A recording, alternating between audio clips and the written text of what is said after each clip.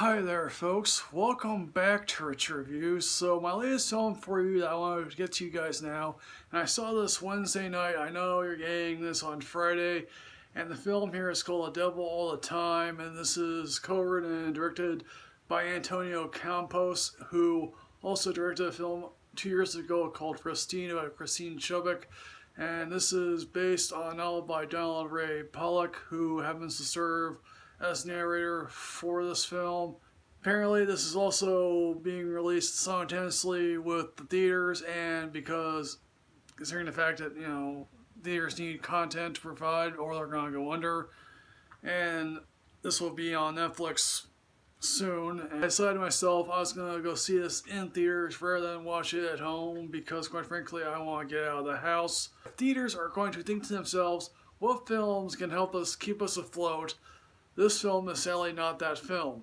So set between Coal Creek, West Virginia, and Knockemstiff, Ohio. And Knockemstiff, Ohio is an actual place that the author grew up in. We meet Will Pollard, played by Bill Skarsgård, who serves in World War II as badly scarred by what he sees during the war.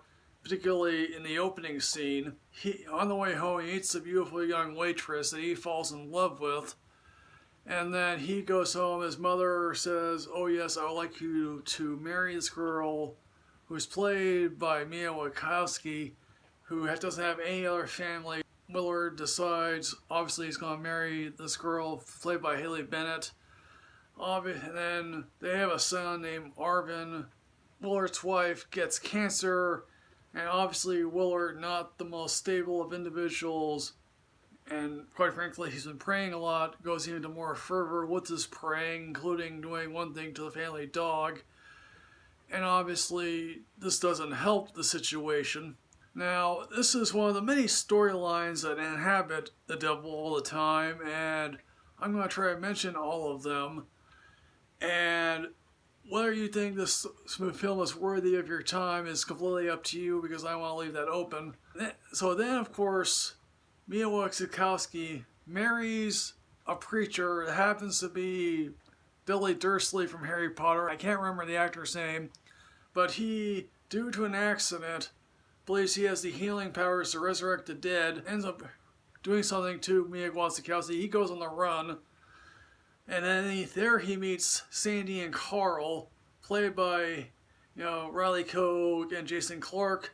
They happen to be sort of a Bonnie and Clyde, Lonely Hearts Club killers who happen to photograph people before they do something awful. Of course, as time goes by, Riley Cogue, the character, really begins to become annoyed with Jason Clarke. Now, of course, also, Arvin then grows up to be Tom Holland. He grows up with the same mantra that his father is to strike back early when you conceivably can.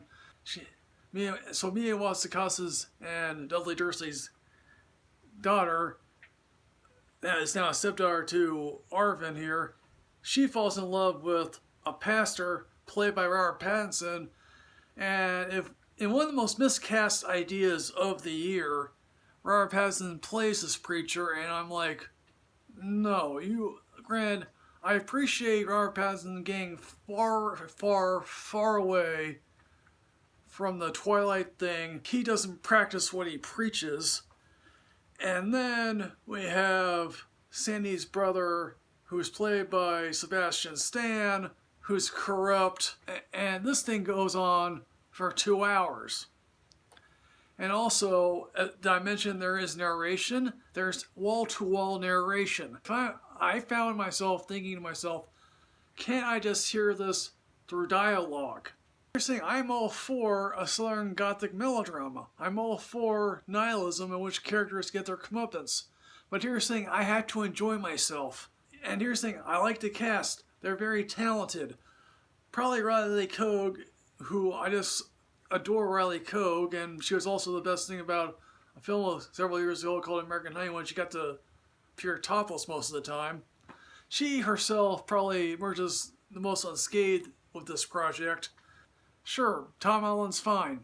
I also like to say that I was one of two people watching this film, and I asked this other person what she thought of the film. She said to me that she needed time to think this film over, and personally I agree, and this is now my opinion.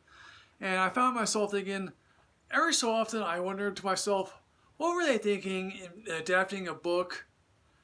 I personally think there's a fascinating film to be made about this book. I think it's beautifully photographed. I think every detail is just right. The problem here is, I just didn't care at the end. And folks, what I'm going to say about The Devil All the Time, I'm sadly going to give this a Netflix ranking, considering that, look, let's face it, it's going to be playing on Netflix right now, so you don't have to go out to the theater to see it. And I want other films to make my worst of the year list. So folks, The Devil All the Time, have you seen this? What you think? Please put everything in the comment box below here, folks. As always, folks, like, comment, subscribe, enrich yourself with knowledge. Michael Rich Reviews too on Twitter. I'll see you next time, folks. Yes, hooray.